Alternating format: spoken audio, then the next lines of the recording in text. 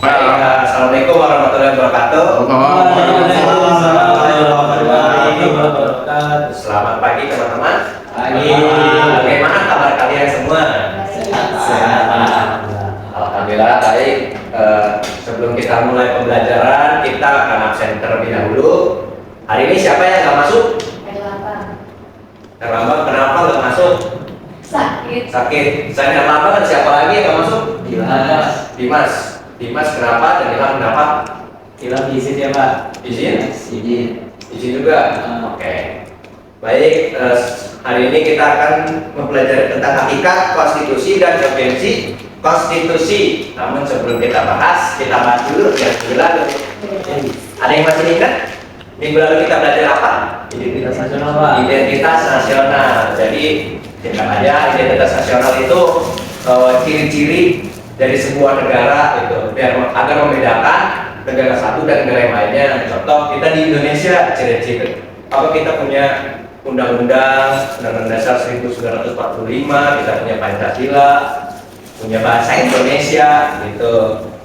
Jadi ya gitu aja. Jadi kita lanjutkan, minggu ini kita akan belajar tentang hakikat konstitusi dan urgensi konstitusi. Jadi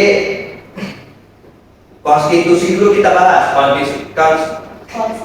Konstitusi adalah hukum dasar tertinggi dari suatu negara. Gitu. Nah, jadi konstitusi ini menjadi pedoman penyelenggaraan negara dan juga menjamin hak rakyat dan membatasi kekuasaan pemerintahan. Gitu. Nah, hakikat konstitusi adalah esensi atau inti dari undang-undang dasar. Nah, hakikat konstitusi ini berfungsi untuk menjamin hak asasi manusia atau HAM, gitu, menetapkan susunan ketatanegaraan dan juga membatasi kekuasaan agar tidak semena-mena. Jadi pemerintah itu tidak semena-mena aja mengambil keputusan gitu, harus dipikirkan secara matang dan juga bermusyawarah dengan rakyatnya begitu. Nah, hakikat konstitusi ini punya 3 unsur utama, yaitu jaminan hak atau hak asasi manusia dan hak warga negara, susunan ketatanegaraan yang berdasar dan pembatasan kekuasaan negara.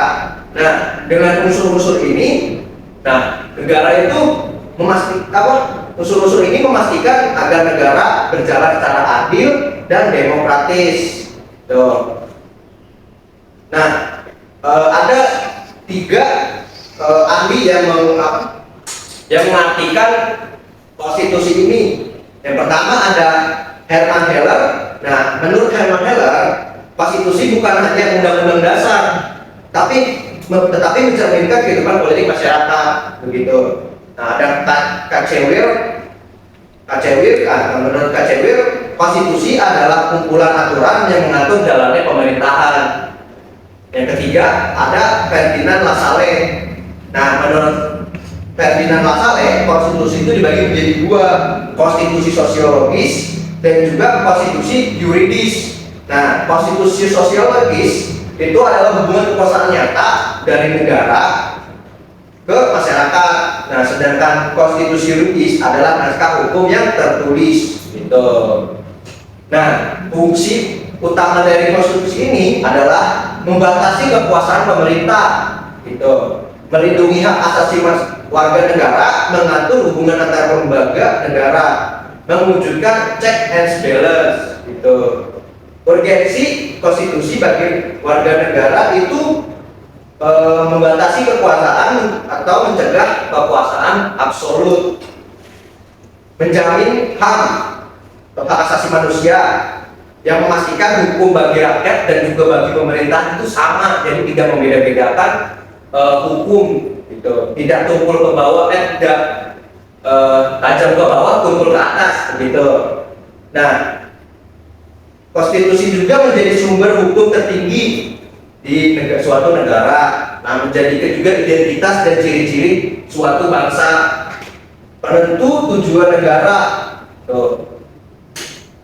Nah, dengan demikian yang tadi saya bacakan, kesimpulannya adalah konstitusi adalah kesepakatan leluhur atau social contract antar rakyat dan negara. Jadi sudah ada dari zaman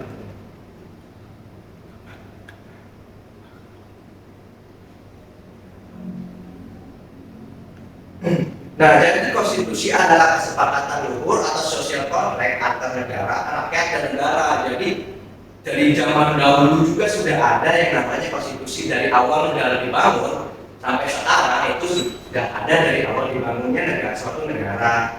Nah, konstitusi juga menjadi kompas negara dalam menjalankan kekuasaan. Gitu.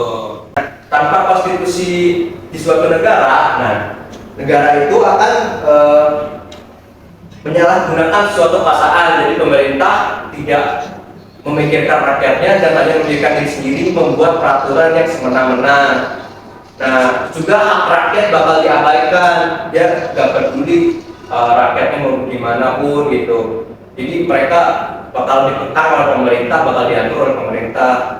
Gitu. Jadi mereka tidak memiliki kebebasan atas haknya sebagai warga negara di suatu negara tersebut. Gitu. Nah, terus juga negara cenderung menjadi otoriter. Nah, jadi konstitusi adalah syarat utama negara hukum yang demokratis. Gitu. Baik, hari ini saya sudah cukupkan untuk materi hari ini. Apakah sudah bisa dipahami oleh kalian? Sudah. Baik, kurang lebihnya mohon maaf. Wassalamualaikum warahmatullahi wabarakatuh. Waalaikumsalam.